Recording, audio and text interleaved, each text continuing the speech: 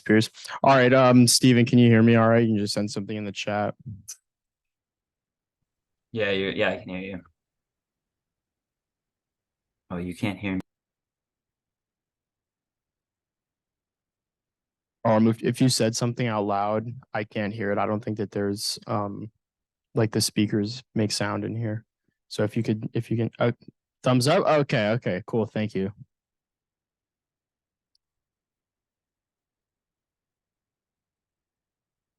All right, awesome. Yeah, if you guys haven't already, if you could fill out the attendance form. Welcome to Stand Up Comedy Club. No, I'm just kidding.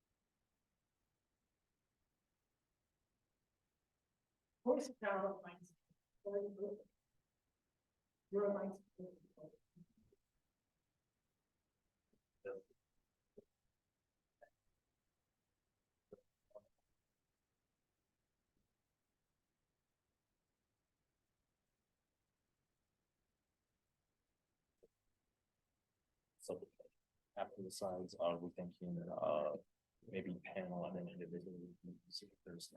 Yeah. That sounds good. Yeah, we'll do a little panel. I mean, I should probably finish up with the slides by like 6:50, maybe 7. Panel for a little bit, and then if someone wants their resume individually reviewed, we can hop into that. All right, so it is 6:15, guys. So I'm gonna go ahead and get started here. If you all could please, fill out the attendance if you haven't already. I'll give you like 3 more seconds on that. Going, and gone. All right, so welcome to Professional Development, everyone. I'm Michael. I'm the VP of SSD. I've given this talk probably 2 times before. It's a little pretty similar to what we've done in the past, but I'm going to be hitting a couple extra points that are new. And so let's go ahead and get started here. Pizza in the front. Yeah. Also, it looks like there's enough if you want, more than 2 slices, you can get a little more. So we're going to start by talking about your resume. And we will be doing like a brief resume review at the end if you have like specific questions about stuff you want, like, how to word something, how to include something in your resume. So save that for the end. That was supposed to be before that was. Yeah, so resume is where we're starting with. Then we're going to talk about career fairs, campus events, getting responses, interviews, Q&A, and then we'll do a resume at the end. So the Q&A is going to be like a panel style. So when you're writing up your resume, some things to think about. What do you do? That's what can you do right now, and what do you want to do? So if you want to be a software engineer, you probably don't want to apply for like a data science role or something like that. Because ultimately, what you're applying for is what you're going to be doing. And if that is not going to be what makes you happy, then you're not going to enjoy your career and it's going to show. These other questions are just, general things to think about. But really what you want to be doing is crafting your resume towards who you are and who you want to be. So if you want to be a software engineer, you should do stuff related to being a software engineer, and that's what your resume should be crafted towards. So what a resume actually is, it's quick facts about you. There should be no long sentences or paragraphs in a resume. Again, it's quick. The average recruiter looks at a resume for like 3 seconds before they decide to throw it in the trash or look at it more. So they've got to be quick. Otherwise, they're going to decide that there's too much information. You're not worth their time. It should contain relevant information, like that first slide we were talking about. Who are you? What can you do? What do you want to be? It should have experience that has at least something to do with what you're interested in. Obviously, if you're at the point in your life where you don't have a whole lot of experience, certain tangential things can, also work. Like leadership roles in clubs and stuff like that can be good for internships on your resume. It should be easy to read. Like I said, we're going to talk more about what being easy to read actually looks like. You should be able to talk about everything on your resume, and you also shouldn't be lying on it. Because when you lie on it and the recruiter starts asking you more questions about it, it becomes very apparent that you lied. Yes, Jonas. We are not. Oh wait, no, we've got the little. No, we're recording. We're recording. We're good. Anyways, yeah. So don't lie. I mean, like, obviously, you want to make yourself look good. You want to frame what you did in a positive light, but there should not be any outright lies on your resume. And when it comes to phrasing things for your resume, again, you want to put it in a good light. A good formula is action verb, optional buzzword if you did something cool, into a tangible outcome. So our example here is integrated Google API and company dashboard to track 25 active tickets. Again, where you can sort of make yourself look in a good light is like somewhere like the number 25. Like, they're not going to have that kind of information. You can like sort of stretch that a little bit. You can use the higher end of estimates for stuff like that. But this is like a good example of what a line on a resume might look like when you're talking about an experience. Oh, hold on, I clicked into Zoom. Okay, so this is what I mean about easy to read. You see this E shape that I put over my resume? This is where people's eyes are going to track to when they look at your stuff.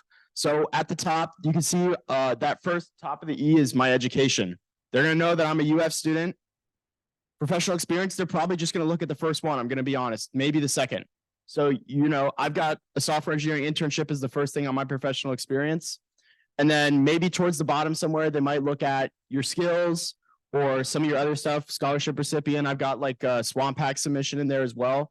And this bottom part of the E might not even happen. It could just be F, right? No bottom part. So important stuff at the top, right under your name, somewhere in the middle that is very clear that that's what their eyes should be going to.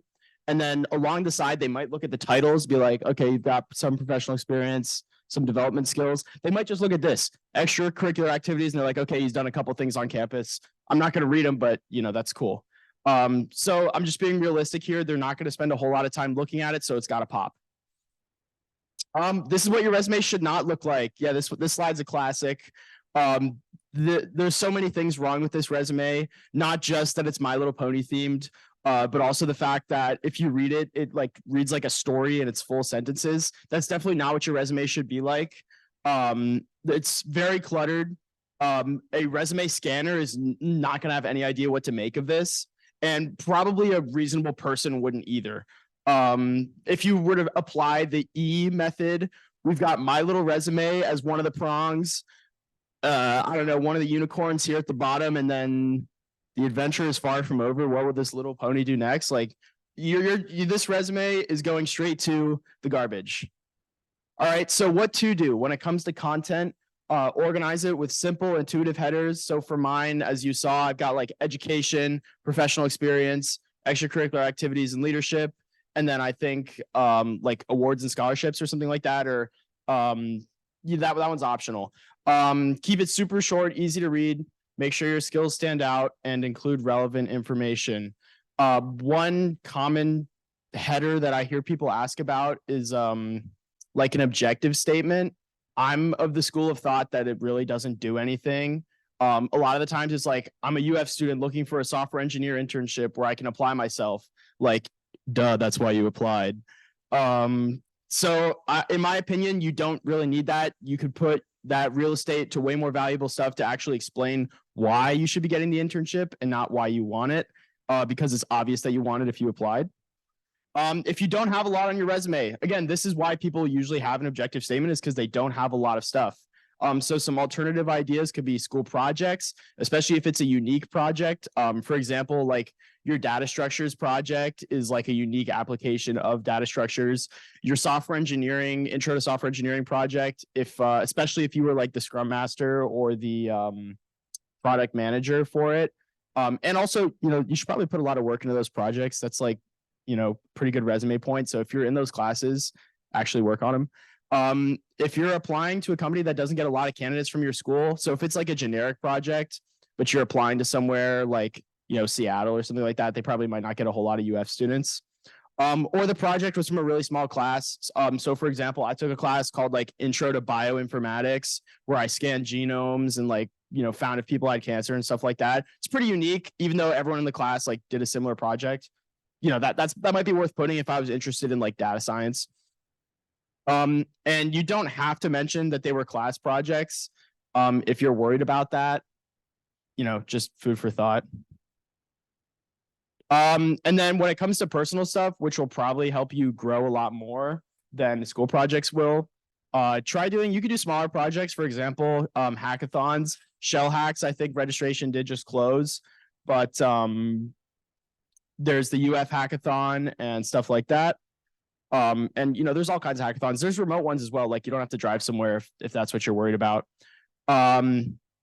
Small projects that solve bigger problems. I think that this like idea was stolen from Blake.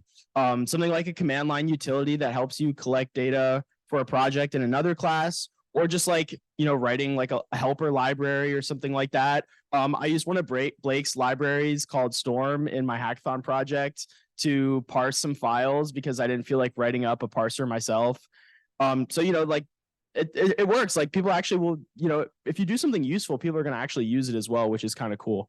It doesn't have to be super extensive, but as long as you can talk about the motivations and the results and what you learn from it, that can go a long way. And then also consider getting a certification. For example, I'm an AWS certified cloud practitioner.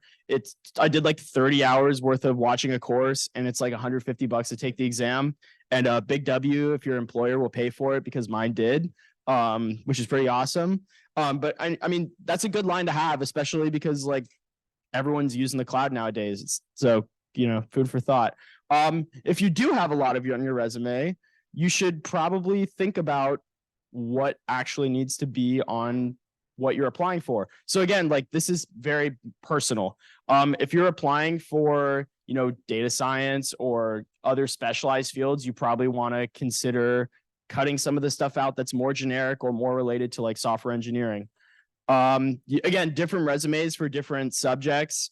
And this could also apply to like the field, finance, defense, healthcare, stuff like that. If you've got a lot going on, good for you. You can make like specialized resumes. Anything as you have more stuff to talk about, pick bigger stuff. A small command line utility is great when you don't have a whole lot to write about. But if you've interned at like NASA or Google, that probably wants to take precedence. Or if you've done like a large open source project, again, like that's bigger, that should be on there. And then smaller projects are always good if you can talk about them a lot and really talk them up and, make them look like they are something worth the company, hiring you over. And if you still can't decide, most recent projects are probably best because you probably know them better. Within like 6 months, you've probably forgotten just about everything about your project anyways, unless you're like, studying it and keeping up with it. So, recent is always a good bet as well. And if like a company is really interested in you and they want to learn more, you can always put stuff on your LinkedIn, GitHub, or a personal website. And yeah, this is a great problem to have. So congrats. And again, if there's something that like you wish you could put on your resume, but you feel like you don't have enough space, you can just turn that into an interview talking point. Because if all of your interview talking points are things that are already on your resume, it makes it like you don't have that much depth to yourself. But if you can be like, oh, I, did this project, like it's not on my resume, but like I still learned these awesome things from it. That shows that you've done a lot of stuff and you have depth to, what you've learned. Yeah, so as far as formatting goes, we talked a little bit about the E earlier. Just keep it as simple as possible, really. That's like the number one thing. Though the one thing that I don't recommend is using like a lot of websites will have like resume builders and stuff like that. Just make sure that they are scanner friendly, because there are a lot that'll just like butcher the what's it called, like the formatting so that it looks great like when it's on a piece of paper that they can see, but a lot of the times they're getting scanned before that. And if it's got a lot of weird formatting stuff, like like fancy lines and borders and stuff like that, those could get messed up by the scanner, and like you just get rejected because of that. And like, that sucks. So Word is great. Publisher and LaTeX are good options as well.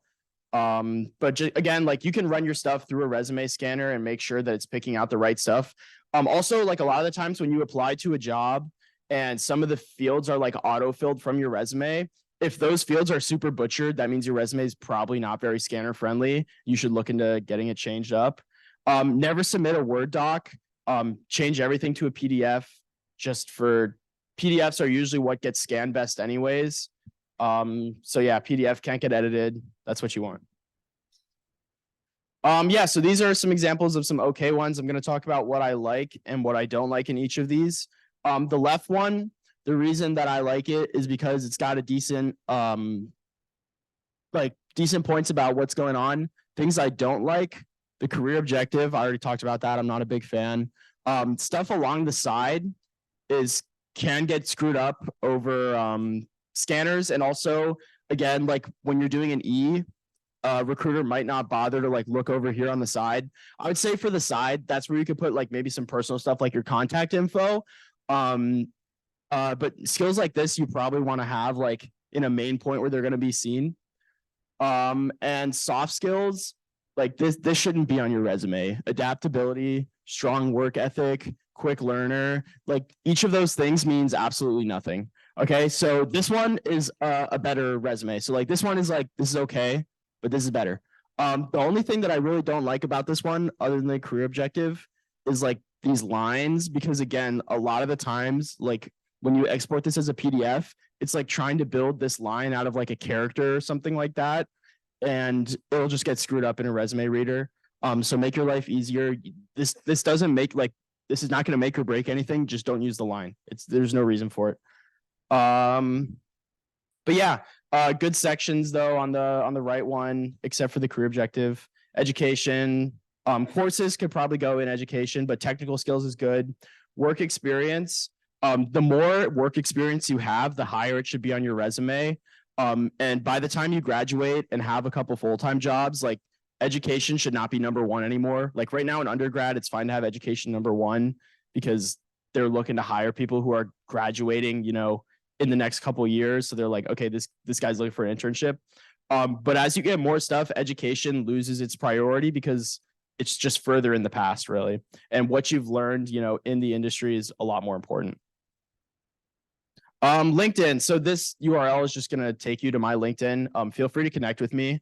But you should have your LinkedIn looking like you didn't make it yesterday. A picture and a banner will go a long way. A creative bio is even better, especially if you're trying to apply to places through referrals, which is a pretty good strategy. Find someone on LinkedIn who works at a company, talk to them for a little bit, connect with them, and then ask for a referral. They'll want to do it because a lot of times they'll get a bonus as well. So like there's incentive for them to do it. And you get a little more priority with getting your resume looked at. But again, like you've got to look legit if you're going to go for that strategy, because if your LinkedIn looks like it was made yesterday, they're just not going to respond. Skill assessment badges for skills you know. Pro tip, the answers are on GitHub. But I would only do that if you actually know the stuff. Just going to put that out there. Featured links, if you've got any projects that are hosted, personal website or anything like that, definitely good. You can just put like GitHub links as your featured links. Like that's fine. And then make a custom URL. That's like somewhere in LinkedIn settings. But like someone told me about that and like, it's just cool. Like mine is linkedin.com/Michael D. Hayworth. That looks way better than like XYAB54. Like it's something random before that. So like that looks nice, you know? On-campus involvement. So the Career Fair Tech Day is Monday. That's why we're doing this meeting. Everyone should go. So this summer, if you don't know, I did intern at JP Morgan Chase, and I asked someone, does it matter if someone goes to Career Day?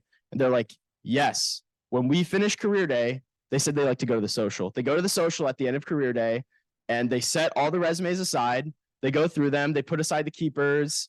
You know, the ones that suck kind of get put in the other pile, sadly, but they put aside the keepers, they write down all those names, and those are the first people that they reach out to for interviews and stuff like that. So 100% go to Career Day, get experience talking to recruiters, you know, get some free stuff. Like, you know, pretty much every table's got like koozies. I've gotten a couple hats, the CSX hat. Like, I love that hat. So yeah, free stuff. Why not? And experience talking to recruiters. Yeah, Jonas.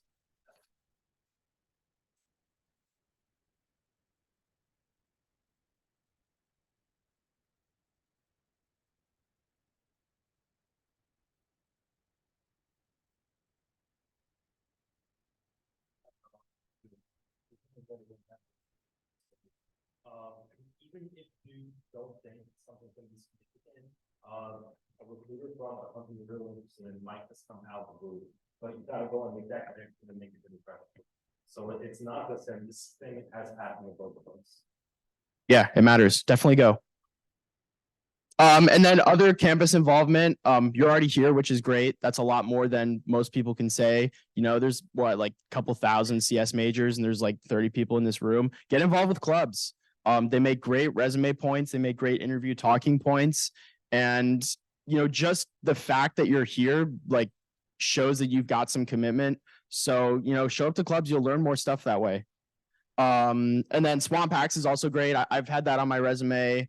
I just recently took it off because I've got more internships and stuff, but like Swamp Hack submissions are a great first thing to put on your resume as well. And there's also like the AI one as well. So, you know, two hackathon opportunities. As far as talking to recruiters go at the career fair, definitely apply beforehand. You can like look at what companies are going. And if you applied beforehand and know at least just a little bit about the company and what they do, how to pronounce the company. There's like one that always shows up to the career fair called like Schlumberger. And I've heard so many people come up and they're like, Schlumberger. It's like if the recruiter like hears that and you're just like butchering their name, it's so obvious that you know nothing about the company. And it's like in their head, they're already saying like, okay, let me set this resume in the gone pile. And like all you did was butcher their name because you didn't do your research. So yeah, apply beforehand, know a little bit about the company. If you don't know how to pronounce it, you should probably figure that out. You can literally just do that in line because like a lot of these lines are like 30 people long. Have your resume ready, give them a firm handshake, look them in the eye, introduce yourself, and you know, know what you're going to say beforehand. Because if you stumble over your words, the first thing you say, you're just going to be off on a bad foot, and you know it's just going to be downhill from there. So practice what you're going to say out loud. Say it in the mirror, not just in your head, because when your muscles have not made what you want to say, have not made that movement before, you can still trip up over it very easily. So say it, look at yourself in the mirror and say what you want to say. You're going to feel like an idiot, but it'll help you be way better. I remember like for Prof Com, you had to come up with like your elevator pitch. I practiced mine like in the mirror like 20 times before career day. And I had like multiple people tell me that was the best elevator pitch they heard all day, not like the content, but just the way that I delivered it. It matters. Because pretty much everybody here has similar experiences, right? Everyone here knows what a UF student knows. So what you can do as a person to set yourself apart is what's going to get you that internship. Yeah, again, from your resume, like I said, you should be able to explain everything, and ask questions, and you should seem interested. Again, know a little bit about their industry, and start it off with a good elevator pitch. So this should be about 30 seconds or less. Keep it unique, and you should practice out loud beforehand, like I was saying. Yeah, make yourself unique. Don't just talk about like your UF classes. Talk about something personal you've done. It should still be something computer science related, not just like I like basketball. It's not really going to get you anywhere. So yeah, something unique but still computer science related. Maybe like a personal project you've done that's cool. Or you know, honestly, one of my big points is that I'm the VP of SSD. So you know, future VP of SSD out there, it's pretty good for elevator pitches. I can't lie. So yeah, there is a long wait when you first apply to somewhere versus getting offers, and like even just applying to getting an interview offer can be like 3 months. I applied to like all my places in August and September, and I was getting rejection letters in like March. So it takes time. But don't let that discourage you, because all you need is one yes, unless you're trying to be overemployed.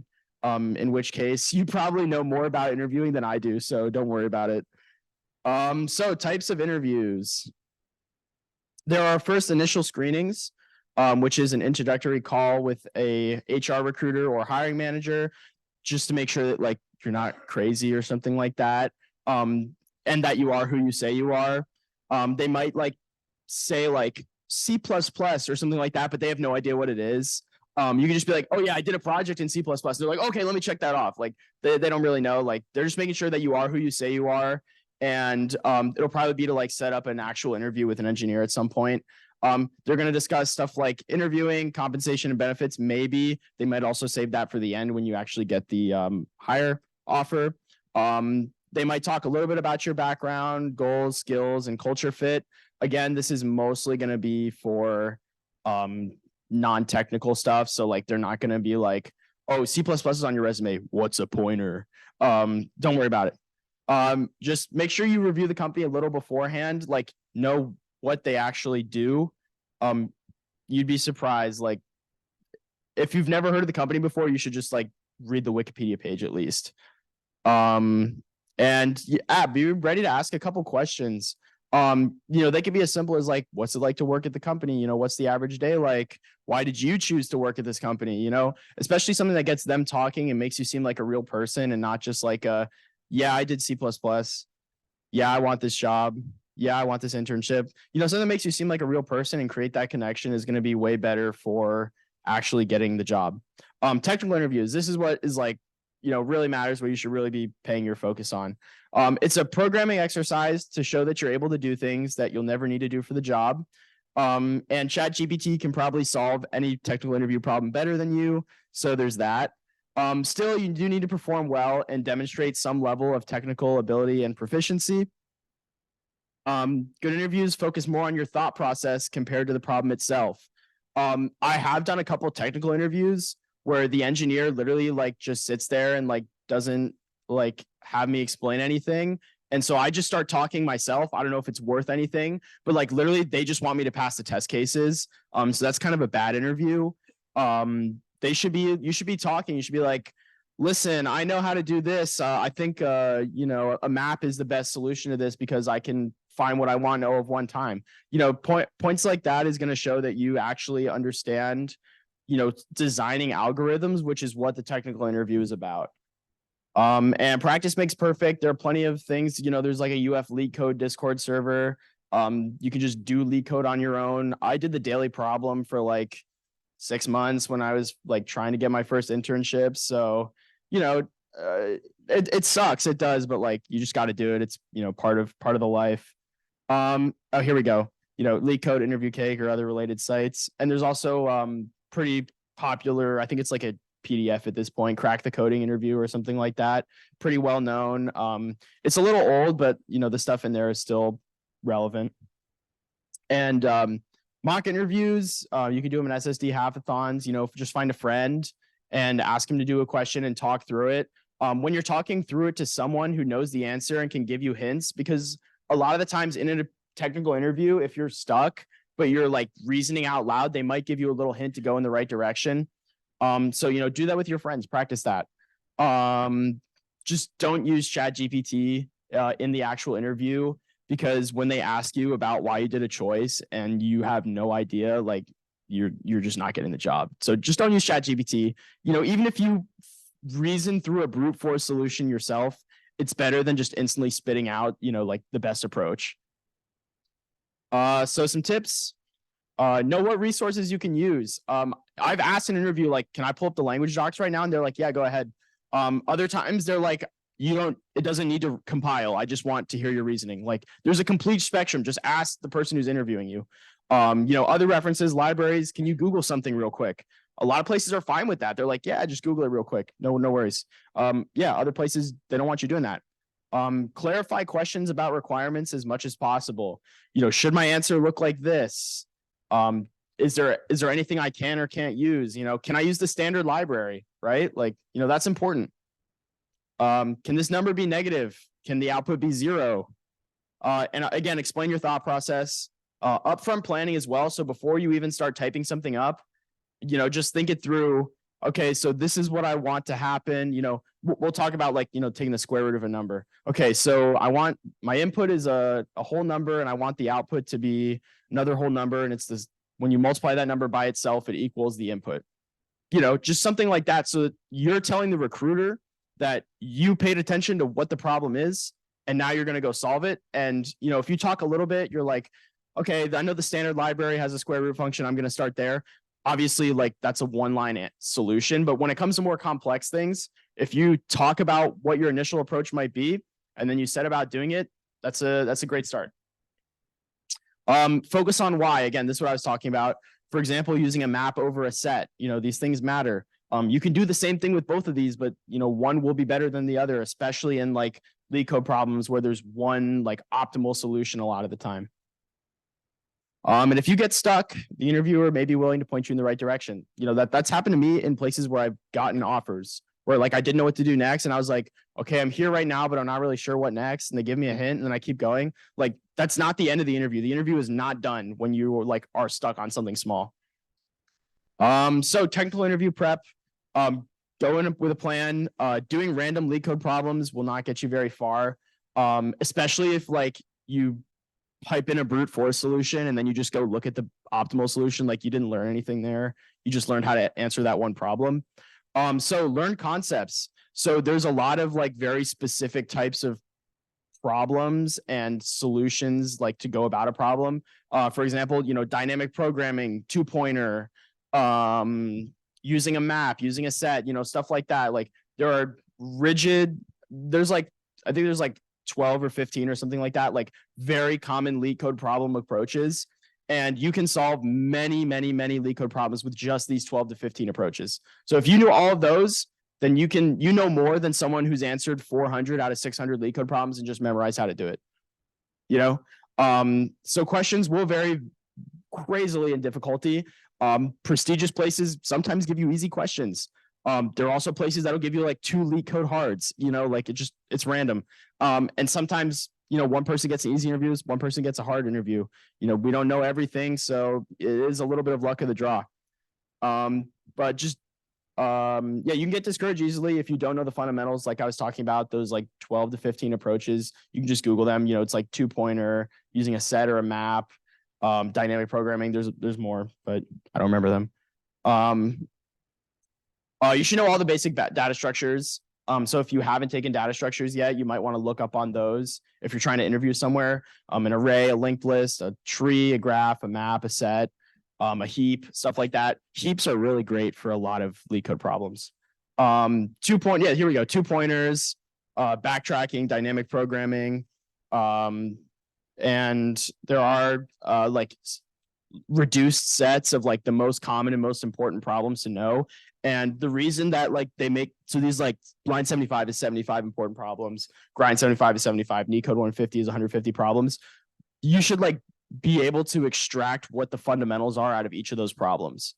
Okay, so not just knowing the answer, but like understanding the methodology behind that answer and learning the fundamentals from those problems. And always just keep practicing. One a day or a couple a week will build the habit. If you like grind out like 20 the day before every time you have an interview, you're not going to remember it for the next time. So those 20 are just going to be relearning what you had already known and forgotten, versus if you're just doing it regularly, like it's always in there. Daily challenges are fun. I did those for a long time, and they usually pick ones that like are actually teach some fundamentals. NeetCode's technical interview roadmap. If you want to look at this, start off with arrays and hashing, and then like they sort of split off into 2 directions. That's because like just it's a good roadmap to follow. But stacks pretty low level, 2-pointers, and then to some iterations of the 2-pointer problem could be the sliding window, the linked list, and the binary search. So you might need to apply 2-pointers to each of those topics. And then a linked list and a binary search are both related to trees. Tree traversal algorithms. And then some of the most complex levels are tries, the heap and priority queue, and then backtracking. And if you want to learn more about this, there's a Google link. It's like a whole rabbit hole. Some final tips. If you're stuck on a problem for really long, stop it. This is like while you're practicing, not in the interview. Stop and read the solution. Obviously, you're not going to get them all, right? Like that's, if you knew how to do every leak code problem, you'd like probably be working somewhere better than me already. So like, you're not going to figure them all out. Look through the best solution and then think about like what fundamental idea was used to get that solution. If the algorithm makes like absolutely no sense to you, then look at other solutions. Read through an actual explanation and not just the code, like English of why that approach was used. And preparing with friends is fun. There's a UF LeetCode server, like I mentioned. These slides are going to be sent out. So if you want to like use any of these links, like the YouTube one or this Discord one, you can just grab them later. And then the behavioral interview, I'm not going to talk about super long, but there are a couple interesting things. It can have some technical questions and non-technical questions. The technical ones are going to be like explaining your past experience. The non-technical ones are going to be questions like describe a time when you had to overcome a conflict with one of your teammates or something like that. Again, related to team or group development often. So a good answer to behavioral questions is Amazon's STAR method. I'm sure a lot of you guys have heard of this before. Situation, just a brief overview of what happened. This was in my data structures class. We had to make a quick project and we were in a team of 3 and, someone wasn't, carrying their weight or something like that. So the task, what needed to get done? The person who wasn't doing their work needed their work done because you have to submit it, right? It's due by, tomorrow night or something like that. Action, what did you do to address this? So did you send them like 50 angry texts and then like report them to the professor and then not do it? Or did you decide like, I'm going to suck it up and I'm going to do it and then I'm going to talk to them after? The action that you take doesn't matter. The result, what was the outcome of your actions?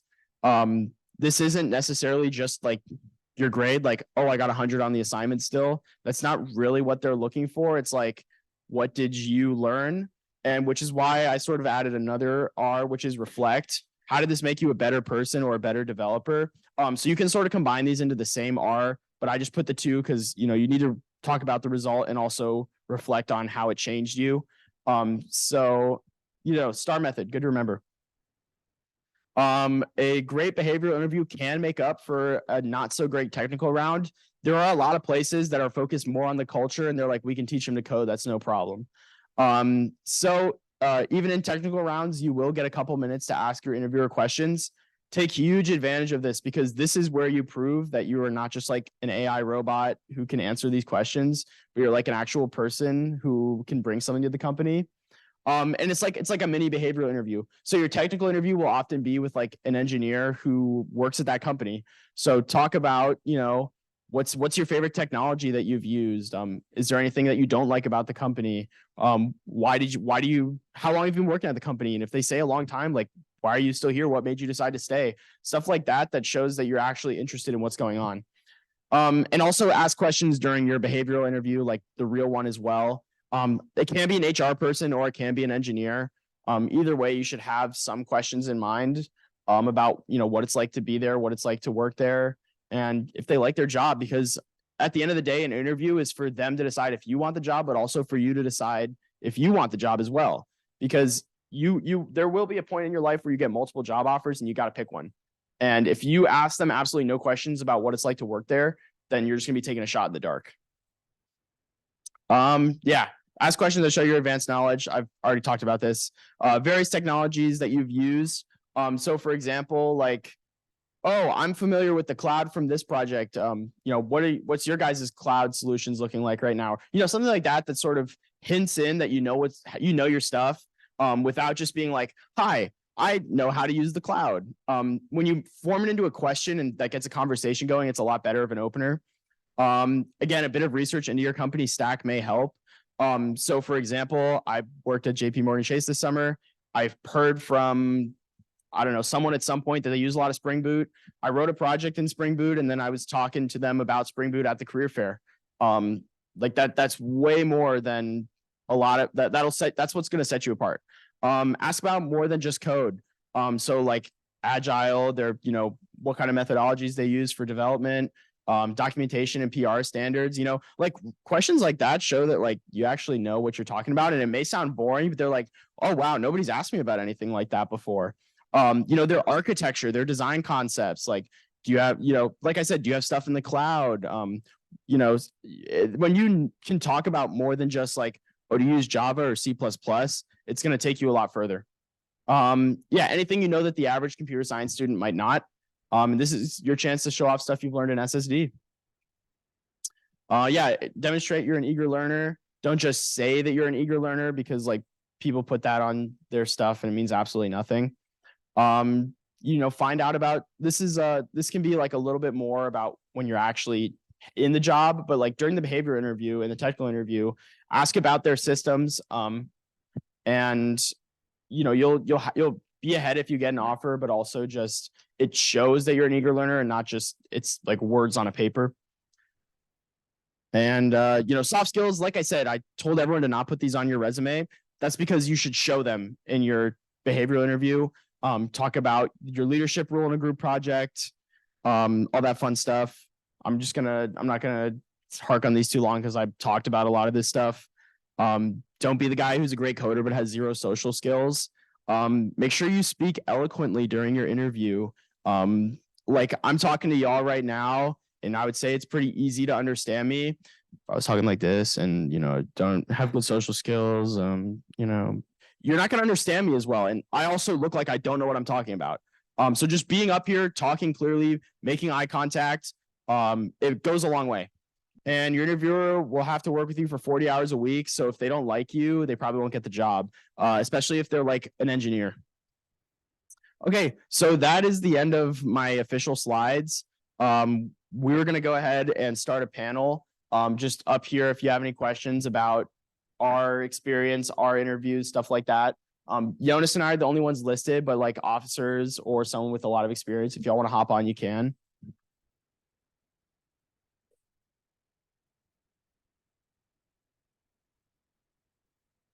Oh, and one more thing, this is only going to be like maybe 15-20 minutes, and then yeah, and then if you have any individual resumes, we'll be glad to do individual resume reviews and go over anything there. And the whole idea of this is that we kind of want this to be a bit more discussion oriented. We talked about this during our planning meeting. If you guys have any specific questions or topics that like you're interested in, we want to get it up and on the record, so that way people who are watching a meeting via Zoom or watching a recording get to maybe hear some perspectives that we might not have thought of originally. So we'll go ahead and let y'all take it away. All right, we'll just call on people. If you could start off by just like saying your name so we actually know you. So you in the black shirt, you had your hand up first. What's your name? Good to meet you.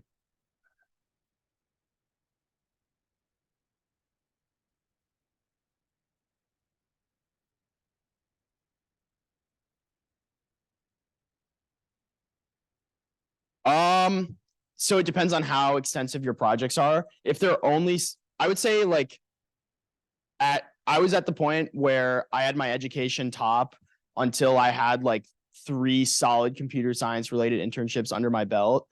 So I would say for the most part, you'll probably want education at the top, especially while you're applying for internships, because one of the first things they're looking for is what year do you graduate? I would say it really depends, especially depending on what you did at your first internship. If you had a really strong internship where you were like working on, not just some dashboard that they use internally and then never see again, but if it's like something where you're using a lot of relevant skills or doing a lot of impressive work, then I would recommend putting your work experience above your education, because ironically, one of the most helpful things in getting an internship is having previous internship experience. But again, as Michael was saying, that could vary depending on what your internship was like. So, if you were fortunate enough to have a really good like project or work on some really cool stuff in your first internship, I recommend putting that on the top. But it really kind of depends on the depth of what you did. I'll give a more direct answer. So for your specific question on projects, work experience should always go above projects. That's what I would say. So if you have any work experience, put that above your personal projects. So companies care about that far more. If you're currently in school, I put education at the top always. So education, work experience, any type of projects that you have. And then at the very bottom, engagement, activities, honors, awards, whatever else. I do want to add one thing though. You mentioned that you had a previous job on there that was like not computer science related. Again, eventually you might not have this problem if you're a bit earlier in school, but when you get to the point where your resume is starting to fill up, one of the first things that should go are like jobs that you had that aren't CS related. So if you've had an internship before, but you've also like worked jobs like a cashier, once that resume like it gets to a page and you can't put anything else on, get rid of the old retail job or whatever. Yeah, and that's another huge thing too. Recruiters don't have time to read all the details. Your resume should almost never be longer than 1 page. If it's longer than that, cut something out.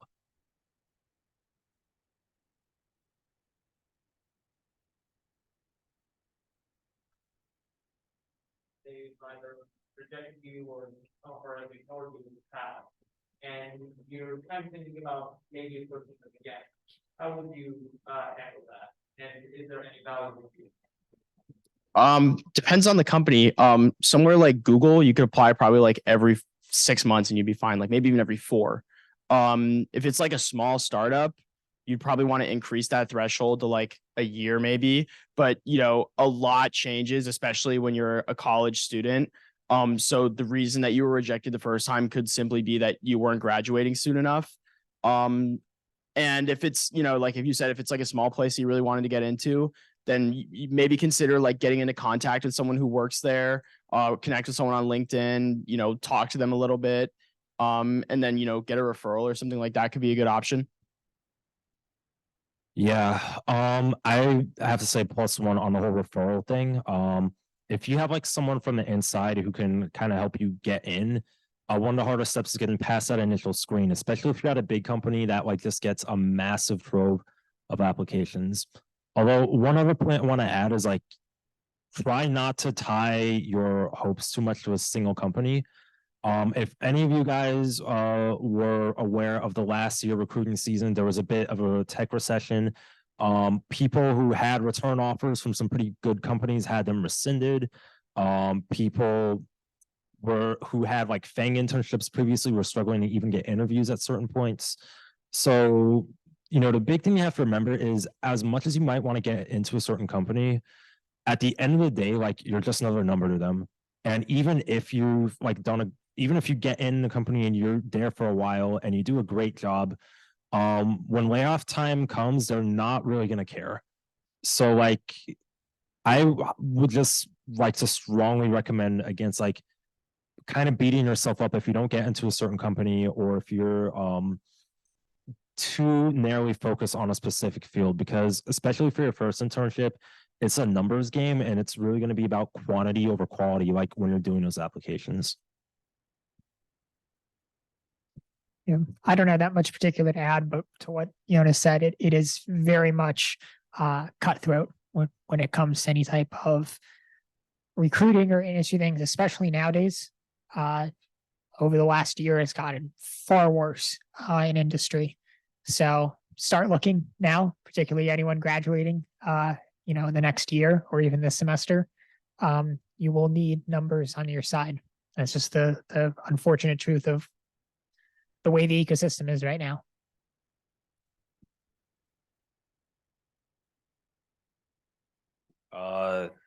Also, what was her name again? Yeah, Phoenix. Okay.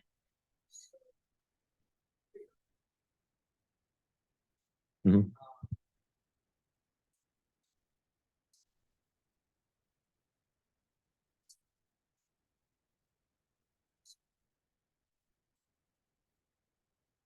Yeah, so there's varying levels to how much people use LinkedIn. There are people who are addicted to it and post it on like every day. I probably haven't posted anything in like 8 months. So it is up to you. And honestly, like there are places that are not going to look at your LinkedIn whatsoever.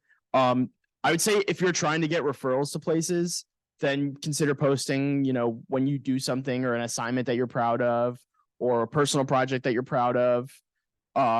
You know, consider like posting about it. Obviously, if it's a school project, don't post a source code because you get like you know, cheating honor code violation. So if you're looking for referrals, you know, you could post like once a month or something like that. I wouldn't spam it, to be honest. Like there are people who spend way too much time on LinkedIn and it's not a whole lot of reward for the time that you put into it. So if you just make it look like it's an actual person who runs the account, you know, post every once in a while and, you know, then you can hit up people, then I would go for it. Especially if you're looking for referrals, but otherwise like don't stress too much about it. Yeah. To be completely honest, I kind of hate LinkedIn personally. And I really don't do a lot of posting on it. But if you are going to do it, whenever you have some kind of major achievement that you want to share, that's a good opportunity. So if you finish a major project that again is like at least somewhat unique, that's a good time to share. If you've like placed at a hackathon or something, it's a good opportunity. If you land your first internship, that's a good chance. When it gets to close to the summer, those of you on LinkedIn, I'm sure you've all seen it. Everyone you know is posting. I am so honored to accept this position at Blanksoft Incorporated, and it just spams your feed. But yeah, anything that you have that's noteworthy and sharing that shows, hey, I'm a good developer, I am active, I'm engaged, I'm working to better myself. That's a good thing to post. Although, again, you can be a bit quiet on it and be fine. It's kind of up to personal preference. Yeah, I wouldn't use it as that strong of a measure personally, anything. I will say that when it comes to if you are going to post on LinkedIn, first off, remember that recruiters, as well as like the HR side of folks, will watch LinkedIn far more than anyone interviewing you, which means more likely than not, that will be the filter that prevents you from getting an offer or a return interview, as opposed to something that helps you get that initial offer. You need to be very careful with what you post on social media. I think we've all have seen and known this, but particularly, as the generation gets younger and younger and younger, social media is like, has been your entire life with things. And we're seeing the consequence of what happens when people did stupid but reasonable things for their age at a much younger age, and how that's coming back to bite them. Not for any fault of their own, but because that stuff is up there and permanent. So always act professionally, post things that you want to, post about, that you want people interviewing you and recruiting you and where you're going to work, your coworkers to know about. And if it doesn't fall in that category, don't post it. Yeah, the one last thing I will add is that people like LinkedIn exists to talk about your job. Your job is how you get your money. Your money is tied to the economy. And so people will often use LinkedIn as an excuse for political activism related to the economy from one side or the other. Just don't get involved with it. Like, it's not a good idea. Yeah, long story short, please do not use LinkedIn like it's Facebook. Please don't. Okay. Well, one thing I'll add too, just on the subject of good LinkedIn posts, there's a variety of formulas people have. You've seen the, like the blank space companies. One thing that you generally want to do with LinkedIn is try to thank other people. In general, when you're kind of going through, it's a very formulaic thing, but it is successful, and that's kind of what people look for. A common thing is like, hey, here's what I did, yada, yada. And then like, I'd like to thank these other people or whatever else, right? Like I posted a thing years ago when I won a hackathon, did a bunch of things, and a whole bunch of people, some of them weren't even on my team, but were like sitting next to me and helping me through this part and that part and the other. Right. And so what happened? Well, I tagged a bunch of people thanking them. So what happened? Well, they retweeted what I did, or retweet, whatever. We can't even use tweet anymore anyways. So they reshared or whatever I posted, right? So then it went out to their networks. And so it kind of, grows from there. And so you do that type of things. So there is a strategy to it if you want to learn it, but I don't necessarily say that you need to go down that path. All right, who was I'll take in the middle. Yeah, you.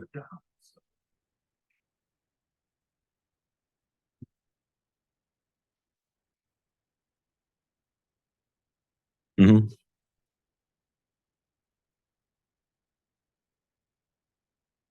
Yeah. Are you a freshman?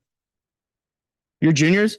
Okay, then yeah, it's realistic. Like if you're planning to graduate next spring, like next spring, like 2025, I guess, it's realistic. Yeah. 26.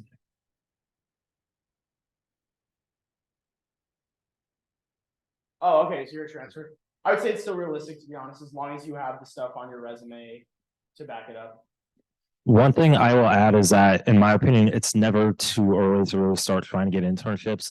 I've known people who had internships after their freshman summer. It's difficult, but it's possible, and it gives you a huge advantage because again, like I said, one of the best things to getting an internship, ironically, is having previous internship experience. And the earlier you can do that, the easier time you're going to have moving forward. It's also a good way, again, if you're interested in going into like bigger companies, which again, like I said, you don't want to base your whole like career plan off this.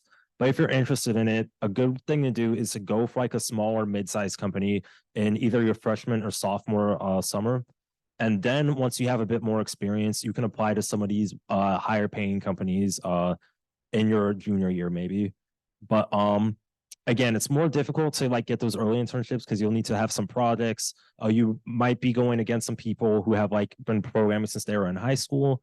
But you know, again, we talked about some points for how to get projects on your resume quickly, how to maybe pick up a new tech stack quickly. It's doable, and you know, if you have the time to do it, we highly recommend it. Yeah, I'll throw in two things.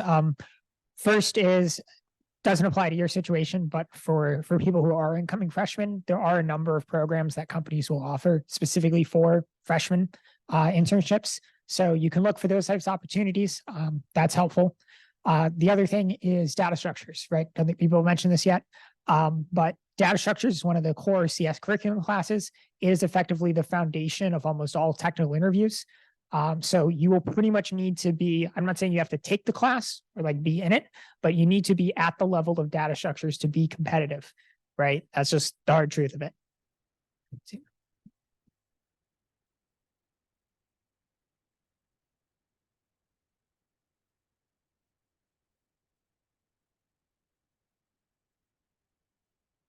Oh no. Okay, so if you're in fundamentals 1 with program experience already, then like by all means, classes suck. I'm just gonna say it. But that gives you an opportunity. You can still take a jump on that, right? So like if you're comfortable with the fundamental stuff that you're already working with, then that's where, okay, what's the next thing? Maybe I want to try to mess around with a low level language like C++ and get a jump on that if I'm not comfortable with it. Maybe I want to say, yeah, let's look at, some more advanced Python things and, save that stuff for the class, right? So that could be, I'm going to do like LeetCode stuff. I'm going to learn data structure algorithms, do it with Python, whatever. Maybe I'll branch out and say like, hey, I'm going to try something, like a little mini web dev project or whatever, right? Many frameworks available in Python for that. And of course, you can jump to learning other languages. The more languages that you learn, the easier it'll be to pick up new ones. Yeah, so a couple things. Oh, one, just by a show of hands, who here is interested in having their resume reviewed tonight? Just so we have enough time. Okay, so we'll take maybe like I know you guys had your hands up. We'll do maybe like 2 more questions after this, and then we'll start doing the resume reviews. Quick thing about your point, and I can't stress this enough, like do not wait for a certain class to teach you a certain skill that you're interested in, because a lot of things can change, right? A good example is Intro to Software Engineering. Now that class, depending on the professor that teaches it, sometimes they teach you some like basic web dev stuff. And that's what I had heard going into it. And when I took it in my sophomore fall, the professor was like, hey guys, we're going to make this class language agnostic. You can use whatever you want for the project. So I basically had to go and learn those things myself, because I kind of came in thinking, okay, if I wait for this, they're going to teach it to me. I don't need to be as urgent with waiting to learn this. And it's the furthest from the truth. And things like that can happen all the time. A class might not be offered anymore. The professor might change and decide, oh, we're not going to teach it this way anymore. So, if there's something you're interested in, take the time to learn it, because again, part of the reason why SSD exists is just a lot of the critical stuff that you need to know for industry just gets brushed over in classes here. So like, don't wait. Like you got to take the initiative on that. One other thing, you can feel it out. In general, the professor matters a lot for a class, right? The professor is going to be the single largest factor as to whether you do well in a class or not, and how much you learn from it. That is the unfortunate reality of things, right? Some professors are going to be just easier as far as the class goes than others. Others are going to be easier because they're better instructors. Others may not necessarily be better instructors, but they're just more enthusiastic about the class and willing to work with students. Ask upperclassmen about which professors are good to take which classes with, and base things around that, right? Grab the class with a good professor when it comes around because it may not be there the next semester. All right, you guys had your hands up.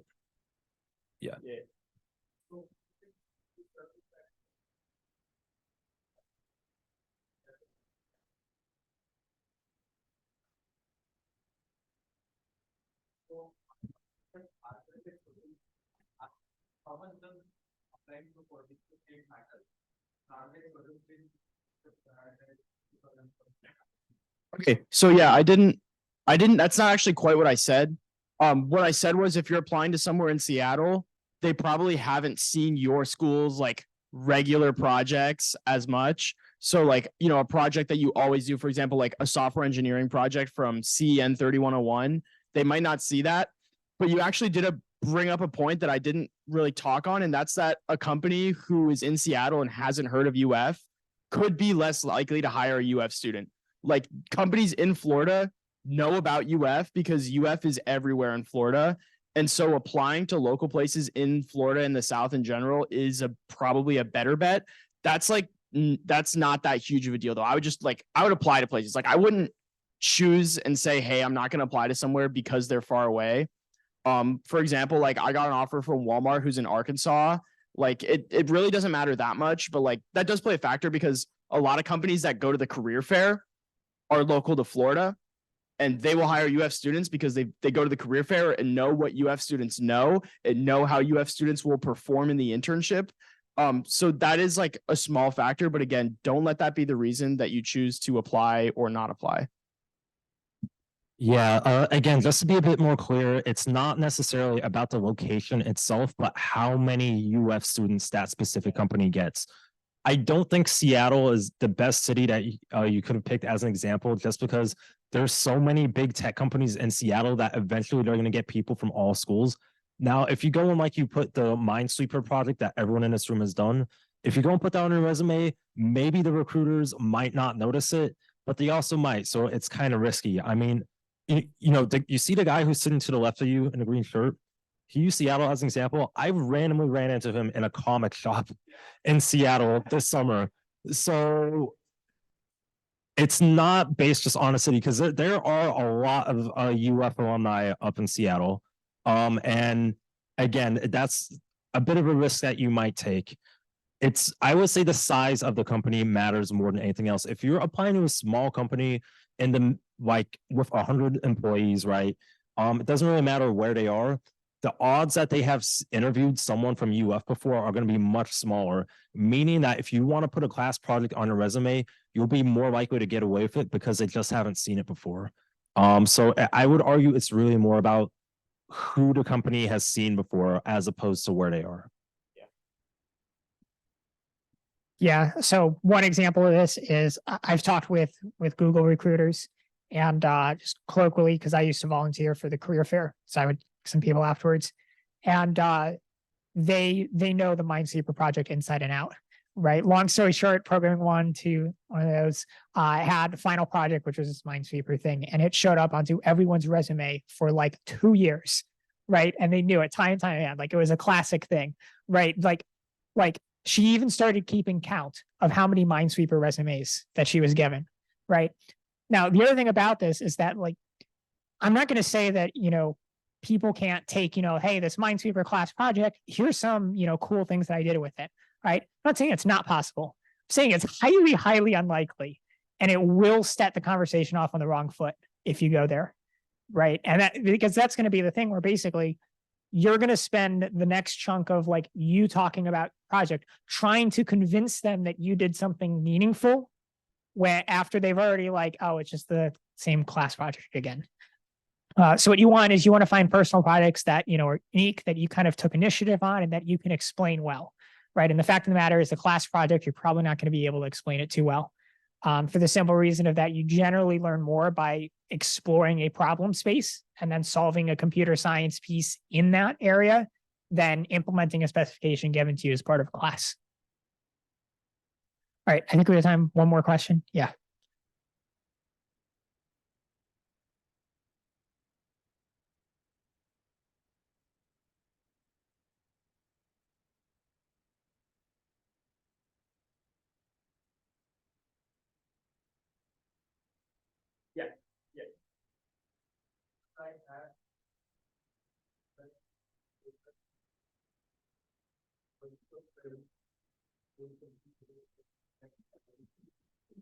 Oh, yeah, short answer Yep. is yes, absolutely.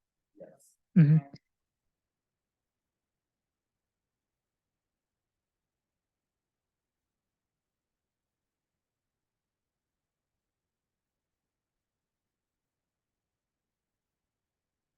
Yeah. Okay. So first, you can have multiple resumes, right? You don't have to submit the same resume for every job. In general, though, uh, you're going to be playing a little bit of a numbers game. So you might have like 2 versions of a resume, maybe 3, but I wouldn't try to go through the work of tailoring resumes as closely to each individual company. One thing that you might do is you might have something that's closer to like a CV, right? Or curriculum vitae. And then that might have like all of like the say 6 projects that you worked on, right? And you might only include the 2 or 3 that are most applicable to the role that you're applying to, right? Like maybe I'm normally applying for web dev stuff, and so it matters. But there's that one project where it's like, hey, it was Ruby on Rails. That's the job. And so I had this project that was Ruby on Rails. So I want to throw it in there because it matches the tech that they're using. The other piece to that is cover letters. Okay. Cover letters are very tricky. First, in general, is I don't think they matter as much as recruiters generally kind of say they do, right? In general, I think a good cover letter can do something, but whether people look at it or not is kind of up in the air. It has to be pretty well written. It basically has to kind of solidify in their mind that you're the type of person that they're looking for. And it is much harder to do over like written text than it is in interviews. I have not had any significant, success with cover letters. I have had significant success with written descriptions of why I'm good for a position in other contexts, such as emails or whatever else is going on. So you can try that. I have a kind of template for, basic cover letter stuff, but I spend very little time on it because it just simply isn't worth it. Yeah, just to add to that, in my personal opinion, a cover letter is only worth it if you really want a specific position somewhere. Because in the time it takes you to write a good cover letter, you could apply to 5 other jobs. And especially when you're looking for your first position somewhere, it's quantity over quality straight up. Unfortunately, that's just the way it is. So unless you specifically want a certain position and you're even certain that that cover letter is going to be read, I wouldn't waste my time doing it. All right. Okay. Yeah. I guess that guy's had his hand up. We'll take one more. We'll keep it brief and then no more. You can ask those questions after we're going to do the resume review. Yeah. Mhm.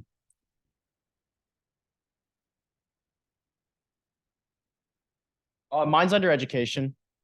I don't think it matters too much, but mine's under education. Like they're not gonna be like, oh, he put his certification in the wrong spot. Like, my education's first, and certifications, like especially with AWS, are cool. So I have mine under education.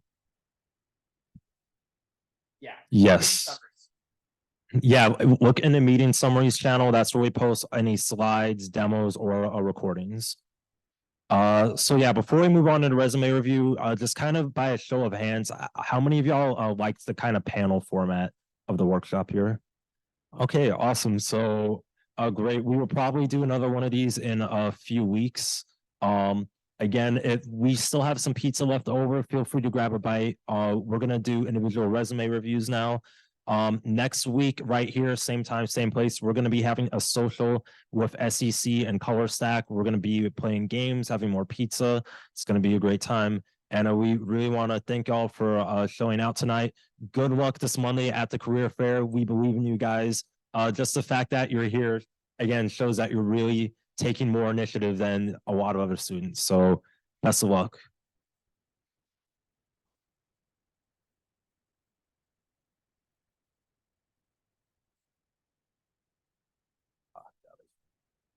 Yeah, this. I miss you. This week.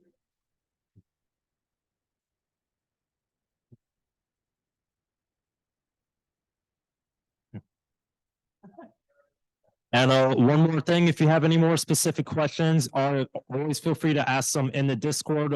Someone will be glad to help you out.